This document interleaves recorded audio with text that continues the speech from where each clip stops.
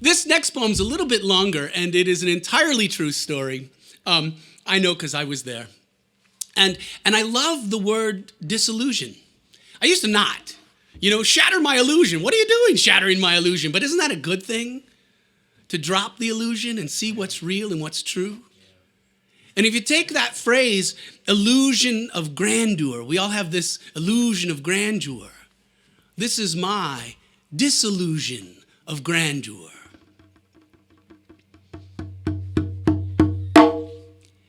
I am the one. I am the one who creates worlds with my words.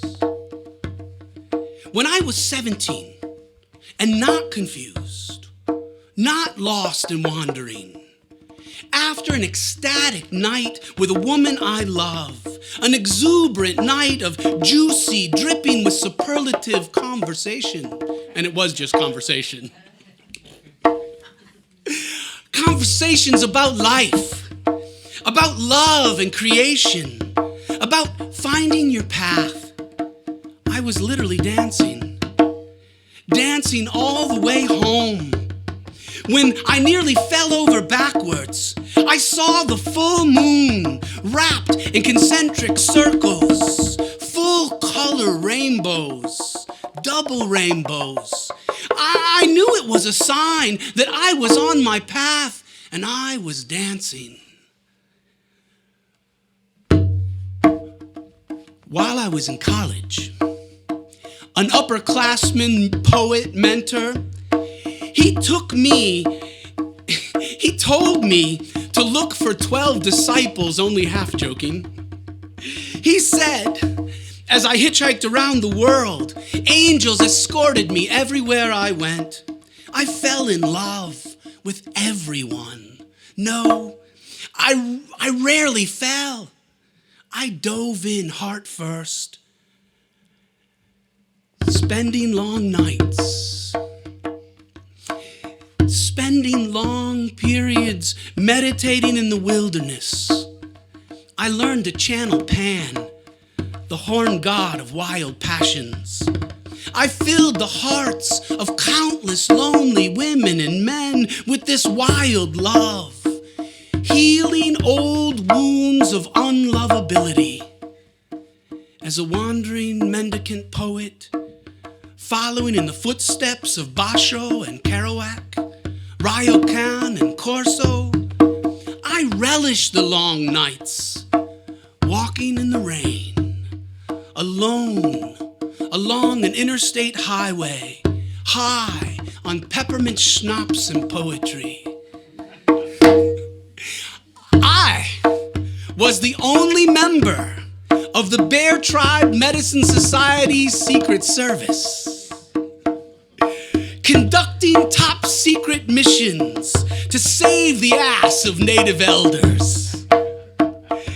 I was often too much in love, too happy, ready to implode any moment with bliss. On a vision quest, years later, I spent 4 nights and 4 days on a Northern Californian mountain, confined in a womb-like tent, while the heavens poured rain continuously over, under, and around me. The water ran in throbbing pulses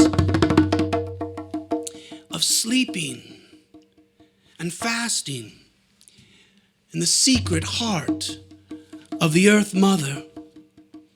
I dreamed of teaching fractions by drawing pizzas on a chalkboard. I awoke laughing at Creator's fine joke.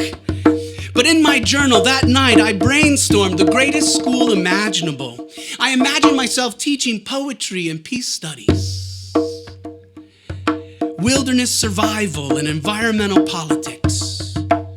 Within 3 years, I was certified and certifiable to teach.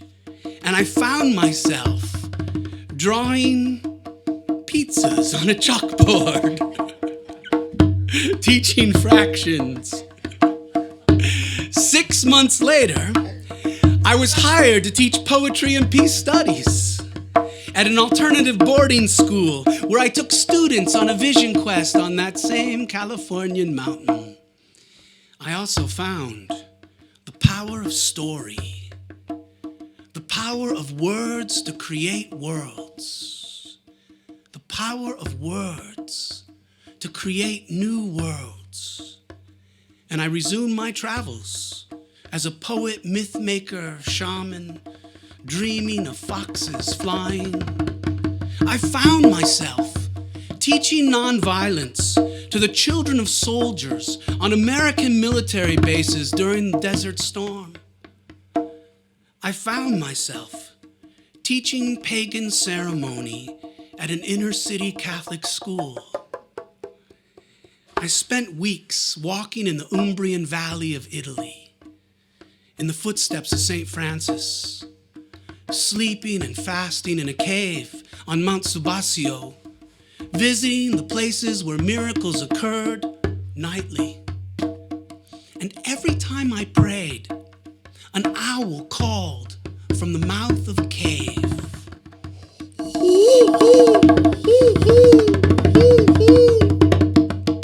I chose then the path of family, husband and father, and I married under concentric circle rainbows on a crisp autumn, clear blue sky, and I set for myself a dozen lofty goals.